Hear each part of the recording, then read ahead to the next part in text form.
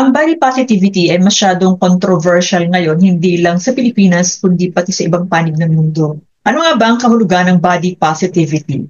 Layunin ng movement na ito na hamunin ang pananaw ng masa sa unrealistic beauty standards at i-promote ang pagmamahal sa ating katawan sa kabila ng iba't ibang itsura. Perfect ang creation ni Lord God sa atin. Hindi siya nagkamali na may maitim, pusyaw, slim, maputi, malaman, pango, mataang sa ilong, makinis ang balat, mulit ang bewang, malaka ang balakang, maganda ang pangapo at kung ano-ano pang mga physical na katangian. Ang physical diversity ang nagbibigyan ng kulay at distinction sa bawat lahi. Can you imagine kung ang lahat ng tao sa mundo ay iisa ang itsura? Boring, di ba? Ano nga ba ang kasalukuyang beauty standards ng lipunan at ano ang naging epekto nito sa atin? Ang sabi ng iba, ang beauty ay subjective. Ibig sabihin nun, nasa tumitingin. Ang maganda sa'yo, maaaring hindi maganda sa paningin ko, and vice versa. Sabi naman ng iba, ito ay objective reality. Meaning, may tamang sukat, mukha, or facial symmetry na tinatawag, at katawan, o yung tamang hips to waist ratio, para masabing kaakit-akit ka sa paningin ng bawat tao. Some say that it is biological at ingrained sa ating consciousness. Kaya bata pa lang, alam na nila agad ang maganda at pangit sa paningin. Sa pagdaan ng panahon, ang katawan natin ay ginawang produkto ng lipunan at nilagyan din ng trend, parang damit, no? For example, pinauso na mas maganda raw ang curvaceous body. Ang naging slogan noon ay, "Real women have curves." Di nagpatalo ang mga slim at nauso ang skinny look na halos di na kumain para lang pumayat. May mga namamatay pa nga sa anorexia or overdosage ng slimming pills. Ang slogan naman ay, "Slim girls are classy. Fat girls look bad in everything. Curvy women are vulgar." At kung ano pang salita na nagpapalala sa insecurities ng bawat isa. Naging common knowledge ngayon yung trend na ito at nagpasalin-salin sa henerasyon hanggang sa naging kultura na. Pag sinabing fashion model or pang beauty pageant, kailangan matangkad, slim, or sexy ang nasa isip. At pag sinabi namang macho, matangkad, muscular, malapad ang kaha, itang balakang. Dagdag pa nito ang napakaraming beauty pageant na lalong nagpapatingkad sa importansya ng physical beauty sa lipunan. At pagdating sa pagandahan at pagwapuhan na contest, pinakamarami niya ng Pilipinas. Sa kulay naman, naglipa na ang sandamukal na pampaputi, lalo na sa mga Asian countries. Dahil nagkameron ng paniniwala na ang maputi or mapusyaw na balat ay mas superior kaysa maitim. May mga employer din na pumapabor sa hiring ng maputi, lalo na kapag pleasing personality ang qualification. Samantalang sa mga Caucasian or Western countries, nabayad pa sila ng mahal para lang maging tan ang balat. Ang Botox, fillers, liposuction at surgery ay talamak, kahit alam ng marami ang dangers ng nasabing treatment or operation.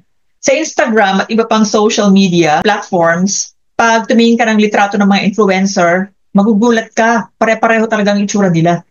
Talamak din yung mga slimming pills at mga drugs na nangangako ng maliit na katawan at bewang at pangpabawas ng timbang.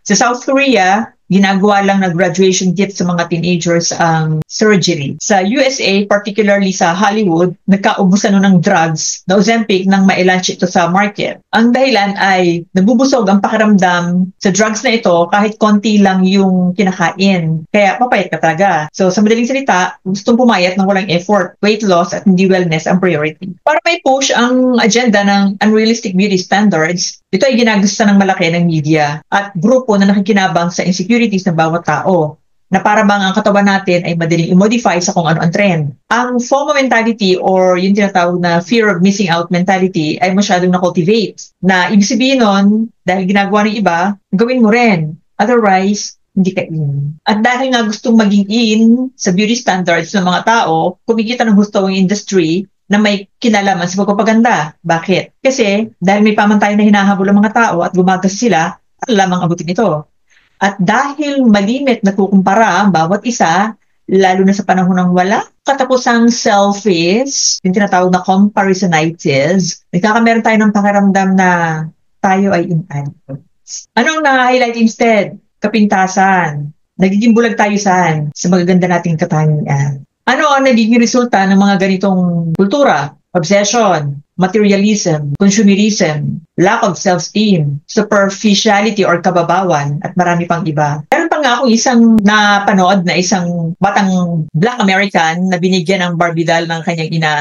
So, tinanong ng bata yung kanyang mommy, bakit hindi siya kasi ganda ni Barbie doll?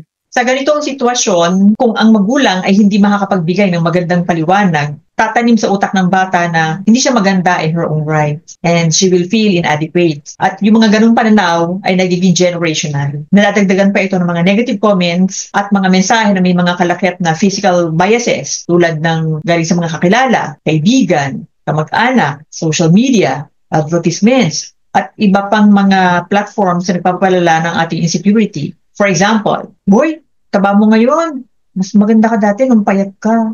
Hoy, mare, bakit mas maputi yan kaysa dun sa isa mong anak? Di ba rin ng mataray, maganda naman. Meaning, ano yung pinaparating na mensahe ng mga ganun? Na mas malamang ang physical traits kaysa character?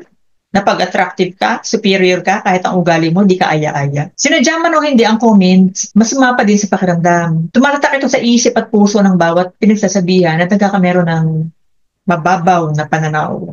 Malimit nga, mas obsessed pa ang mga tao sa pag-improve ng panlabas at nakakalimutan ang panloob at iba pang aspeto ng tunay na pagkatao. Naging universal truth ang unrealistic beauty standards, kaya nagkameron ng iba't ibang movement para tutulan ito. At ang pinaka-popular nga ay ang body positivity movement. Ang layunin ng body positivity movement ay maiparating sa tao na mahalin mo ang sarili mo, anuman ang kulay, shape o itsura mo. Na siya namang tunay dahil walang karapatan ng sinuman na alipustahin tayo dahil lamang sa itsurang panlabas na hindi pasok sa mababaw na pamantayan ng mundo. However, sa nakaraang dekada, ang idea ng body positivity ng iba, specifically sa Western countries, naging extreme. Naging narcissistic ang dating at nalihi sa tunay na adhikain ito. Bagamat iba-iba ang size at shape ng tao, pero yung idea ng fat liberation at fat acceptance, kakaiba naman. Tama ba na sabihin positive physical traits ang obesity or pagiging overfat or overweight na hindi naman yun ang natural na physique mo? Tama din ba na ipilit mo na being overfat is not an issue and it is what it is para lang ma-justify ang unhealthy lifestyle mo? Tama rin ba na i-assert mo sa opposite sex na ma-attract sa'yo sa kabila ng weight issues mo at pag hindi ka nagustuhan, fatphobic siya or may discrimination? Paano magiging positive ang obesity or lampas sa takdang timbang ng katawan mo kung ito ay sintomas ng metabolic syndrome or abnormalidad sa natural na metabolism? Paano magiging positive kung mabigat ang pakiramdam natin dahil sa excess fat at naglalabas ng sakit bunga ng unhealthy habits sa lifestyle tulad ng pagkain? Just because I'm fat, that doesn't invalidate the things that I say. She died. You ready to get supersized? She died too. Today I've got the big Fruit Loop. He's dead. Join me on my Fat Positive radio show. Which didn't last long because she died. Kung magpapakatotoo ang mga tao na may mga ganong sitwasyon, hindi masarap sa pakiramdam kahit kailan na hinihingal ka at hindi makaakyat ng hagdan bunga ng iyong kalakihan. Fat in our body is not bad. It is the excess fat that makes it bad. Ang purpose ng fat ay for survival mechanism. Hindi nagkamali ang ating Diyos nung nilagyan tayo ng taba sa katawan. Na sa panahon ng walang pagkain, may stored energy ka. Ganyan katalino ang ating creator. Pero ang ipinapahatid ng extreme body positive movement ay tanggapin ang lipunan ng sobrang katabaan na hindi normal sa atin at kapag hindi, ikaw ay fatphobic at may discriminatory attitude. Hindi patas ang magkameron ng discrimination sa size o shape. Hindi rin tama ang fat shaming or anumang shaming kaugnay ng physical flaws. Pero hindi rin naman tama na ipilit mo na gustuhin ka ng lalaki o babae at maging self-entitled dahil lang sa movement na yon. At lalong hindi tama na tanggapin mo na yun ang katawan mo because it is what it is. Yung pagiging proud dahil sa pagiging mataba, bunga ng iyong unhealthy lifestyle, at kukumbinsin mo ang sarili mo at ang media na normal lang yun at wala ka na magagawa doon, ay isang malaking delusion. Hindi ito ang tunay na body positive. Magiging positive lamang ito kung ipaprioritize mo ang self-care sa pamamagitan ng healthy habits para mag-improve ang condition mo at ang katawan mo. At hindi para mag-fit in sa beauty standards or i-please ang mga tao. Ang tunay na body positivity ay pagmamahal sa sarili na may kalakip na respeto sa katawan na ibinigay sa atin ng Diyos. Kapag ang physical traits natin ay given and beyond your control tulad ng kulay ng balat, shape ng parts ng katawan mo at iba pa, Mahalin mo ang sarili mo and keep on focusing on what you can improve about yourself. Hindi ang buhay umiikot sa physical appearance lang. Pero yung mahalin mo ang sobrang katabaan mo at wala kang gagawin tungkol doon, hindi yung self-care. Lahat ng tao, sensitive yan when it comes to their physical appearance. Kailangan maging maingat tayo sa ating pananalita. Hindi kailangan ipamukha sa bawat isa mga kapintasan or ikumpara tayo sa iba. Ang kailangan ay words of encouragement, hindi discouragement. Makita ang mabuti sa bawat isa sa kabila ng kapintasang pisikal. Ilagyan natin ang sarili natin sa lugar nila. Kapag ikaw ba ang tatanggap ng salita na binitawan mo sa kanila, matutuwa ka ba? Ang kapintasan ng kapwa or imperfections ay hindi lisensya para magbitaw tayo ng masakit na salita. We need to think before we speak. Most of the people nowadays speak more before they think. Or sometimes, most people do not think at all. May mga nagtatanong kung masama daw ba na sumailalim sa mga enhancement procedures, invasive man yan or non-invasive. I think surgical enhancement or any procedures done to make you look better is a personal choice. What makes it bad is if it becomes obsession or extreme o maglalagay na sa peligro ang kalusugan mo. So, ano ngayon ang tunay na body positivity? True body positivity promotes freedom. Yung hindi tayo nakatali sa anumang walang basihang perception ng lipunan sa tunay na kagandahan. Yung niyayakap natin ang katawan na biyaya sa atin ng Diyos nang may kalakip na respeto. If you take good care of your body, no matter what you look, you are at peace with yourself. On the other hand, if you are at war with your body and hate yourself for that, you will feel miserable and discontented. Don't let society define your beauty. Define it yourself. Focus on things that you can improve tulad ng health, character, ano ba yung mga potential mo, learning, personal growth, self-care, at syempre, ang personal relationship with God. Create a better version of yourself each day and stop pretending to be someone you're not. You are enough in the eyes of our loving God. Ang halaga natin, hindi nasa panlabas na nyo lang. Kung susundin mo ang standard na beauty ng lipunan sa kasalukuyan, wala yung katapusan. And we will always feel inadequate and depressed at hindi ka magiging malaya.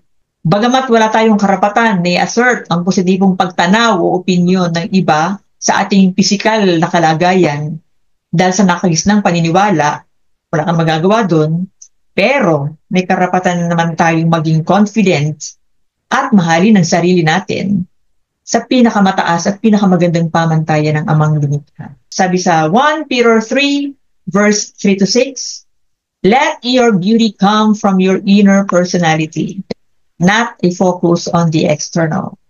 For lasting beauty comes from a gentle and peaceful spirit, which is precious in God's sight and is much more important than the outward adornment of elaborate hair, jewelry, and fine clothes. So that's all for today, guys. I hope you like my video. Please like and subscribe my channel. Paki-share na rin para matulungan nyo ako to motivate other people, to make them feel better about themselves. And so, till my next video. Bye-bye.